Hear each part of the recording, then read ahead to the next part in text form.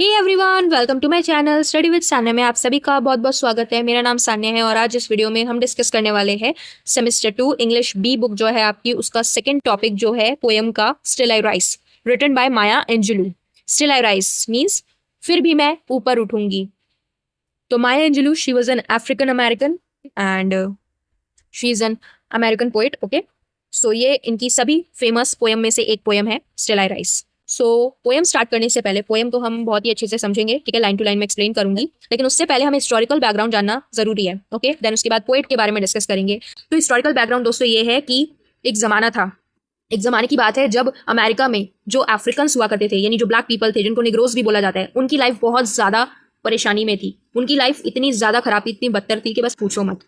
क्योंकि जो white people थे वो उनको एज अ स्लेव मानते थे, अपना नौकर, अपना गुलाम मानते थे, ठीक है। उनको इंडिकेट किया जाता था ब्लैक पीपल्स को एज अ स्लेव। तो मतलब उनकी लाइफ में कभी भी वहाँ पर उस समय जस्टिस नहीं था, फ्रीडम नहीं थी, इक्वालिटी नहीं थी, रेसिज्म उनके साथ किया जाता था, यानी काले गोरे में भेदभाव किया जाता था। तो जो वाइट लोग हुआ करते थे वो उनको, ब्लैक पीपल को इतनी बुरी नज़रों से देखते थे, हेटफुलनेस के साथ देखते थे, ऐसा लगता था जैसे वो मार डालेंगे उन्हें। अपार्थाइड सिस्टम चलता था वहाँ पे। ओके, यानी कि रेशियल डिस्क्रिमिनेशन। ओके, काले गोरे में भेदभाव चलता था वहाँ पे। वाइट पीपल को सुप्रीम माना जाता था और जो ब्लैक पीपल थे उनको एज अ स्लेव की नज़रों से देखा जाता था, उनके साथ डिस्क्रिमिनेशन किया जाता था, ठीक है। तो ये पोएम उसी के बारे में, स्टिल आई राइज, माया एंजेलू के द्वारा, जहाँ पे वो बताती है कि एक ज़माना था, वो ज़माना था, लेकिन अब ये ज़माना बदल चुका है। अब हम इस तरीके से दबकर नहीं रहने वाले वाइट लोगों के सामने। अब हम ऊपर उठेंगे, ठीक है, और हम इनजस्टिस नहीं सहेंगे, हम डिस्क्रिमिनेशन नहीं सहेंगे, और हम एक नया सवेरा लेकर आएंगे। Okay, so friends, before starting the poem, we will talk about a brief introduction about Maya Angelou. So Maya Angelou was born on 4th April 1928 and she died on 28 May 2014. She was an American poet, author, writer and civil rights activist. She has published 7 autobiographies, 3 books of essays, several books of poetry, and credited with a list of plays, films, and television shows spanning over 50 years. She has received dozens of awards and more than 50 honorary degrees. Her books center on themes such as racism, identity, family, and travel. Now friends, before starting the poem, we will talk about the poem. Okay, now ये जो poem है इसके बारे में थोड़ा सा discuss कर लेते हैं कि पोएम कब पब्लिश की गई, इसके कितने लाइंस की ये पोएम है, राइमिंग स्कीम क्या है। ओके, सो स्टार्ट करते हैं। Still I rise was originally published in the 1978 poetry collection and still I rise by Maya Angelou. तो ये जो स्टिल आई राइज है ये ओरिजिनली कब पब्लिश हुआ था? 1978 में। ये डेट ध्यान रखना, 1978 में पब्लिश हुआ था, जो माया एंजेलू की पोएट्री कलेक्शन है जिनका नाम है एंड स्टिल आई राइज, तो इसमें ये पब्लिश हुआ था। The poem reminds us of the African-American tradition of powerful songs written in the face of racial discrimination and further suffering of the black community in America. तो ये जो poem है ये हमें याद दिलाती है about African American tradition, okay, कि किस तरीके से अमेरिका में जो अफ्रीका के लोग थे, ठीक है, जो ब्लैक पीपल्स थे, जिनको निग्रोज भी कहा जाता है, तो उनका किस तरीके से लाइफ अमेरिका में था उस समय, उस जमाने में, उसके बारे में हमें ये याद दिलाता है कि उनकी लाइफ कितनी ज़्यादा डिफिकल्ट थी, लोग उन्हें किस तरीके से इल ट्रीट करते थे, ठीक है, लोग उन्हें इतना ज़्यादा हेट करते थे, वाइट पीपल्स, ठीक है, दे वर हेटिंग सो मच। ओके, तो ये पोएम उसके बारे में हमें याद दिलाती है। In this poem, Maya Angelou expresses her extraordinary self-esteem and black pride, which helps all who are like her rise above any kind of injustice and trials. The poem is a universal message about the resilience of the human spirit. So ये जो poem है इसमें माया एंजेलू express करती है अपनी extraordinary self-esteem को और बताती है कि जो उन्हें गर्व है अपने ब्लैक होने पर, उनकी आइडेंटिटी पर, ठीक है, और वो इन सब चीज़ों से ऊपर उठेंगी। जो इनजस्टिस है, जो उनके साथ, उनकी कम्युनिटी के साथ जिस तरीके से गलत किया जाता है, उन सब से वो ऊपर उठेंगी, और ये एक यूनिवर्सल मैसेज भी है, ठीक है, ह्यूमन स्पिरिट को। अब ये जो पोएम है ये टोटल 43 लाइन्स की है। इस 43 लाइन्स को डिवाइड किया गया है 9 स्टैंजाज में, ठीक है, और जो पहले की 7 स्टैंजाज होंगी हमारे पोएम की, वो क्वार्टरेंस कहलाएंगी। क्यों? क्योंकि 4-4 लाइन्स की ये पोएम, आपके स्टैंजाज मिलेंगे आपको पोएम में, 4-4 लाइन्स के स्टैंजाज होंगे, तो ये जो 7 स्टैंजाज होंगे इन्हें क्वार्टरेंस बोला गया, बिकॉज 4 लाइन से ये बनी है।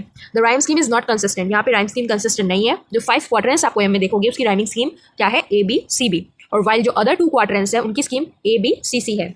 The poem ends in a sermon tone repeating I rise 3 times.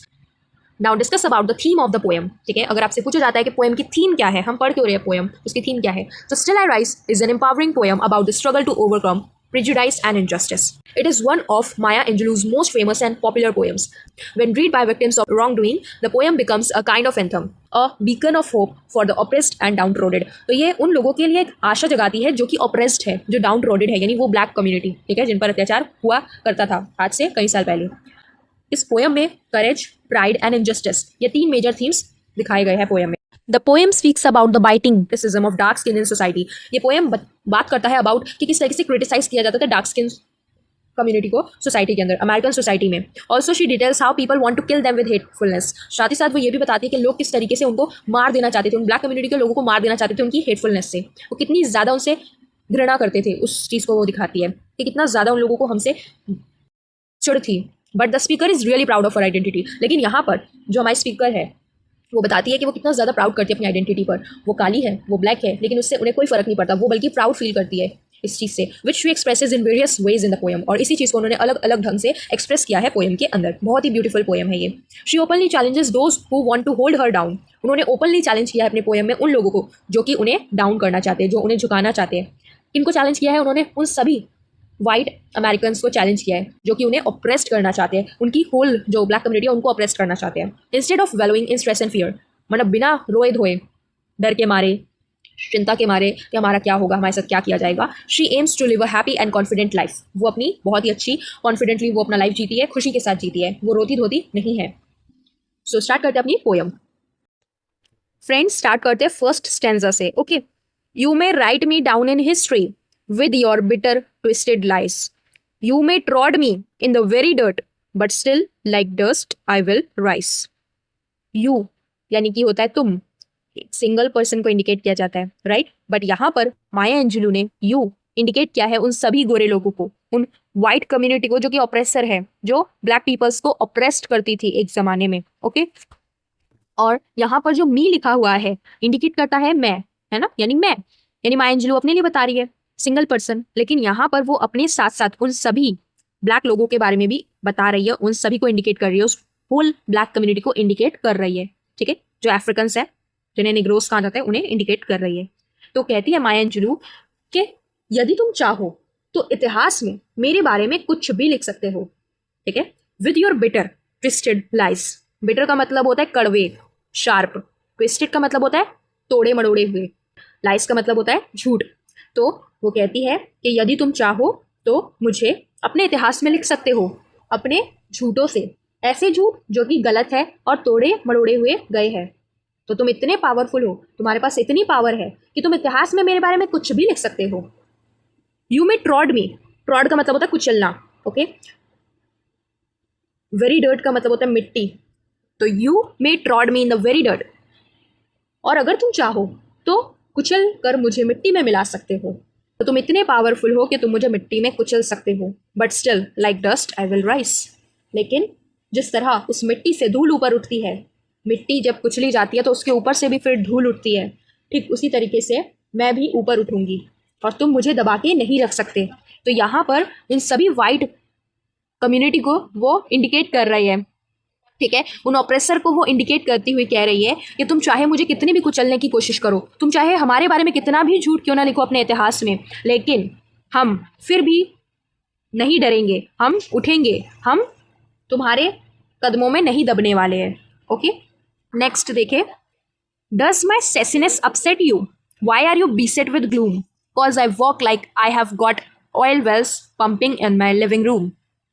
अब यहाँ पर सेसिनेस का मतलब क्या होता है? Sassiness means boldness, okay. Beset का मतलब होता है घिरा हुआ। ब्लूम मीन्स उदासी, जैसे इंग्लिश में ग्रीफ कहते हैं, ओके। ऑयल वेल्स यानी तेल के कुएं, जैसे कि दुबई में होते हैं, ठीक है। दुबई के लोग बहुत ज़्यादा क्या होते हैं, अमीर होते हैं। क्यों? क्योंकि वो काम करते हैं ऑयल वेल्स में, तेल के कुएं में, ओके।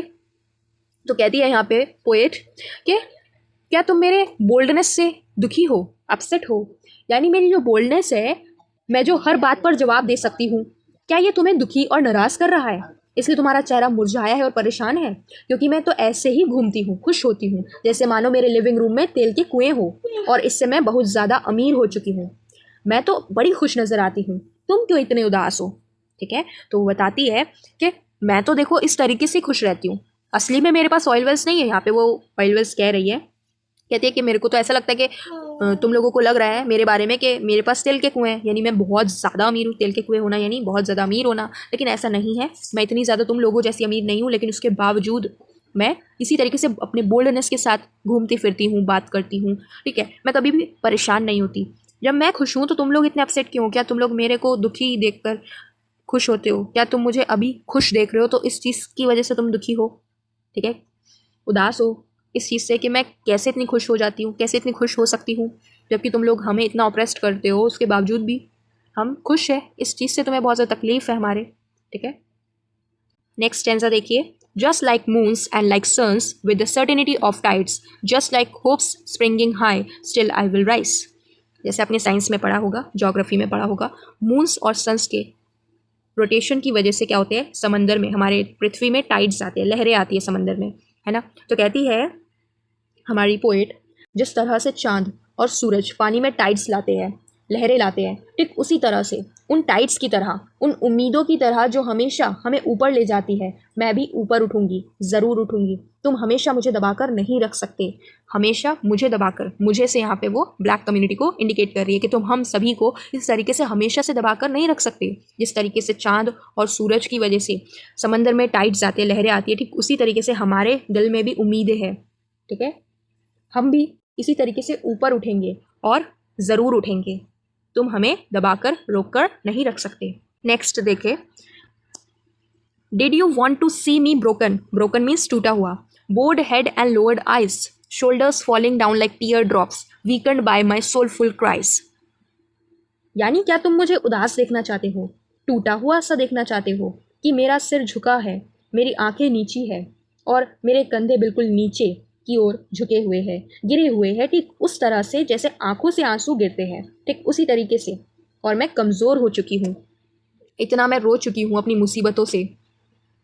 क्या तुम मुझे ऐसा देखना चाहते हो, है ना। डिड यू, क्या तुम, वॉन्ट टू सी मी, मुझे देखना चाहते हो, ब्रोकन, टूटा हुआ, board head and lowered eyes, यानी मेरा सिर झुका हो, लोअर्ड आइज, आंखें झुकी हो, मेरे जो कंधे हैं, शोल्डर्स मीन्स कंधे, में जो कंधे हैं वो झुके हो, ठीक उसी तरीके से जैसे कि आंखों से आंसू गिरते हैं, उस तरीके से मेरे कंधे भी गिर जाए, और मेरा जो सोलफुल क्राइज, यानी कि मैं अंदर से टूट जाऊँ, तुम जिस तरीके से हमें परेशान करते हो तो हम अंदर से बिल्कुल टूट जाए, रोए, उस चीज़ से कमज़ोर हो जाए। क्या तुम हमें ऐसा देखना चाहते हो, क्या तुम हमें खुश नहीं देख पाते। तो यहाँ पर इस तरीके से वो पूछ रही है उन वाइट कम्युनिटी से, ओके।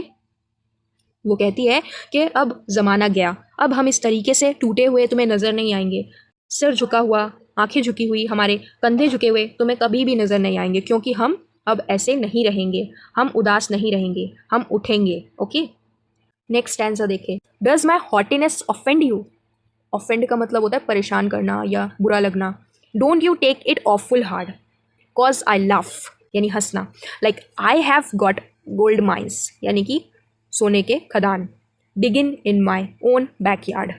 कहती है हमारी पोइट, क्या मेरी हॉटीनेस तुम्हें परेशान करती है, क्या मेरी जो प्राइड है उसे देखकर तुम्हें दुख होता है, तो तुम्हें दुखी होने की कोई ज़रूरत नहीं है, इसमें इतना परेशान होने की क्या बात है, क्योंकि मैं तो ऐसे ही खुश होकर घूम रही हूँ जैसे मेरे बगीचे में घर के पीछे सोने की खदानें हों और उससे मैं अमीर हो चुकी हूँ। लेकिन ऐसा नहीं है, मेरी जैसी लाइफ है उससे मैं खुश हूँ, तो तुम मुझे देखकर उदास क्यों हो रहे हो। वो यहाँ पे उनसे पूछती है, या मेरी जो हॉटीनेस है, मेरी जो बोल्डनेस है, क्या वो तुम्हें परेशान कर रही है, तुम इतना ज़्यादा इस चीज़ को क्यों ले रहे हो, उस चीज़ पे इतना ज़्यादा गौर क्यों कर रहे हो। क्योंकि मैं तो भाई देखो हमेशा ऐसे ही हंसती हूँ, जैसे मानो मेरे बैकयार्ड में, मेरे जो बगीचा है मेरे घर के पीछे, वहाँ पे सोने के खदाने हों, मैं इस तरीके से हंसती हूँ जैसे मैं कितनी ज़्यादा अमीर हूँ। लेकिन ऐसा कुछ भी नहीं है, मेरी लाइफ जैसी भी है मैं खुश हूँ उस चीज़ से, तो तुम इतने दुखी क्यों हो रहे हो। नेक्स्ट आंसर देखिए, you may shoot me with your words, you may cut me with your eyes, you may kill me with your हेटफुलनेस, but still like air I will rise. तो देखो यहाँ पे पोइट क्या कहती है, तुम चाहो तो अपने शब्दों से मुझे शूट कर सकते हो, क्योंकि तुम्हारे शब्द बुलेट्स की तरह है, गोलियों की ज़बान है, और तुम जब बोलते हो ना तो ऐसा लगता है कि तुम जैसे मानो मुझे शूट कर रहे हो, और तुम्हारी जो नज़र है वो इस तरह मुझे छुपती है मानो वो मुझे कट करके रख रही हो, उसमें इतनी ज़्यादा नफ़रत है। तुम चाहे अपनी नफ़रत से मुझे मार क्यों ना डालो, मेरी ज़िंदगी बर्बाद क्यों ना कर दो, लेकिन मैं रुकूंगी नहीं, बल्कि हवा की तरह ऊपर उठूंगी। जिस तरह हवा हमेशा बहती है, ऊपर जाती है, मैं भी ऊपर ज़रूर उठूंगी। यानी यहाँ पर वो दिखाती है कि देखो ये जो वाइट पीपल है ना, इनकी ज़बान कितनी ज़्यादा शार्प थी। मतलब जब ये कुछ बोलते थे ना हमारे बारे में, इतना गलत बोलते थे, इतना अपशब्द बोलते थे कि उसी से ऐसा लगता था मानो दिल में किसी ने गोलियाँ चला दी हो, इस तरीके से लगता था। उनकी आंखें हमारी तरफ इस तरीके से देखती थी ना, इतनी ज़्यादा हेटफुलनेस से देखती थी, इतनी ज़्यादा नफरत उनकी आंखों में भरी होती थी, जैसे मानो ऐसा लगता था कि वो हमें मार देना चाहते हो। नेक्स्ट स्टैंजा देखो, does my sexiness upset you, does it come as a surprise that I dance like I have got diamonds at the meeting of my thighs. Meeting of my thighs का मतलब होता है गोद, ठीक है। Sexiness मतलब होता है ब्यूटीफुलनेस। तो देखो इसमें माया अंजुलू कहती है, क्या मेरा खूबसूरत दिखना तुम्हें परेशान करता है? और मुझे देखकर ऐसा तो नहीं लगता कि मेरे पैरों के बीच में बहुत सारे हीरे हो? मुझे देखकर, मेरी खुशी को देखकर तुम ऐसा तो नहीं सोचते हो? तो यहाँ पे वो पूछना चाह रही है उन वाइट पीपल से कि यानी कि तुम हमें इतना ज्यादा खुश देखकर इतना ज्यादा दुखी क्यों होते हो? क्या तुम्हें ऐसा लगता है कि हम अमीर हो चुके हैं? लेकिन ऐसा नहीं है। हमारी लाइफ जैसी भी हो, तुम हमें कितना भी ज्यादा परेशान क्यों ना करो, लेकिन हम खुश है अपनी लाइफ से, जैसा मिलता है वैसे ही हम रहते हैं। तो हमें खुश देखकर तुम इतना ज्यादा उदास क्यों फील करते हो? क्या मेरी खूबसूरती तुम्हें नाराज कर रही है? ठीक है। तो यहाँ पे वो बताती है कि मैं ब्लैक हूँ, लेकिन उसके बावजूद भी हम सुंदर है, हम बुरे नहीं है, ठीक है, हम ब्यूटीफुल है। तो does my sexiness upset you? Does it come as a surprise? क्या तुम्हारे लिए मेरा सुंदर होना तुम्हारे लिए एक सरप्राइज है? क्या तुम्हें ऐसा लगता है कि मेरी गोद के बीच में डायमंड्स है, जिस वजह से मैं जिस तरीके से डांस करती हूँ, जिस तरीके से नाचती हूँ, तुम लोगों को ऐसा लगता है कि मैं बहुत अमीर हूँ? लेकिन ऐसा कुछ भी नहीं है। नेक्स्ट स्टैंजा देखो। Out of the huts of history's shame I rise, up from a past that's rooted in pain, I rise. I am a black ocean, leaping and wide, welling and swelling, I bear in the tide. यहाँ पे कहती है हमारी poet, मैंने जिस घरों में अपनी ज़िंदगी बिताई है वहाँ पर पूरा इतिहास शेमफुल है, क्योंकि मेरे पास मेरे जो पूर्वज थे वो स्लेवरी का काम करते थे, गुलामी का काम करते थे, जो उन सबको पीछे छोड़कर मैं आगे बढ़ूंगी और ऊपर उठूंगी। और एक ऐसा इतिहास है मेरा जहाँ मेरे पूर्वजों ने सिर्फ दुख सहा है, तो उसे भी पीछे छोड़कर मैं ऊपर उठ रही हूँ। मैं एक काले समंदर की तरह हूँ, एक समंदर जो फैलता जा रहा है, जिसे कोई रोक नहीं सकता, बांध नहीं सकता। तो ब्लैक ओशन यहाँ पे वो अपने ब्लैक कम्युनिटी को रेफर करती है, इंडिकेट करती है कि देखो हम ब्लैक है, उनका कॉम्प्लेक्शन क्योंकि ब्लैक है तो इसलिए उन्होंने ब्लैक ओशन यूज़ किया कि हम एक काले समंदर की तरह है जो बढ़ता जा रहा है और बढ़ता ही रहेगा और उसे कोई रोक नहीं सकता, हमें कोई रोक नहीं सकता ऊपर उठने से, ठीक है। वो बताती है कि हमारा जो इतिहास था वो बड़ा ही शेमफुल था, क्योंकि हमारे जो पूर्वज थे वो गुलामी का काम करते थे, लेकिन अब ये सब नहीं होने वाला, अब ज़माना बदल चुका है। अब मैं इन सब चीज़ों को पीछे छोड़कर आगे बढ़ूंगी और ऊपर उठूंगी। मैं एक काला समंदर हूँ जो कि बढ़ता जा रहा है और फैलता जा रहा है, जिसे अब कोई भी नहीं रोक सकता, बांध नहीं सकता, तुम लोग मुझे नहीं रोक सकते। और उसका जहाँ मन होगा वहाँ जाएगा। ये जो काला समंदर है इसका जहाँ मन होगा ये वहाँ जाएगा, क्योंकि हमारा जो मन करेगा अब हम वो करेंगे और तुम लोग हमें नहीं रोक सकते। Living behind nights of terror and fear, I rise into a daybreak that's wondrous clear. I rise, bringing the gifts that my ancestors gave. I am the dream and the hope of the slave. I rise, I rise, I rise. तो यहाँ पे माया अंजुलू बताती है, और जो डर, मुसीबतें और परेशानियाँ मेरे पूर्वजों ने सही है, जो मेरी हिस्ट्री है उसे पीछे छोड़कर मैं आगे बढ़ रही हूँ, वैसे रात अब दोबारा मेरी ज़िंदगी में नहीं आएंगे, बल्कि ऐसे सवेरे आएंगे जो बिल्कुल साफ होंगे, बिल्कुल खूबसूरत होंगे। मैं अपने लाइफ में खुद से बदलाव ला रही हूँ, और अपने साथ मैं क्या ला रही हूँ? तो वो गिफ्ट्स जो मुझे मेरे एंसेस्टर्स ने, मेरे पूर्वजों ने दिए हैं, मैं उनकी क्वालिटीज़ को ला रही हूँ। मैं जितने भी स्लेव्स हैं उन सबके लिए होप का काम कर रही हूँ, एक उम्मीद का काम कर रही हूँ। मैं उनके लिए सपना हूँ, एक उम्मीद हूँ। मुझे तो आगे बढ़ना ही पड़ेगा और तुम मुझे नहीं रोक सकते, और मैं आगे बढ़ूंगी, ऊपर उठूंगी और ऊपर उठूंगी, ठीक है। तो फ्रेंड्स, इस पोएम से हमें क्या पता चलता है? इस पोएम में पोएट बताती है कि जो ब्लैक पीपल है उनकी लाइफ कितनी ऑपरेशन से भरी हुई बीती थी, उनका जो पास्ट है वो कितना पेनफुल है, लेकिन अब समय बदल चुका है, और जो पोएट है वो खुद इस बदलाव का एक एग्जाम्पल बनेंगी। सो फ्रेंड्स, मिलते हैं इसी के साथ फिर नेक्स्ट वीडियो में। तब तक के लिए till then take care and bye bye.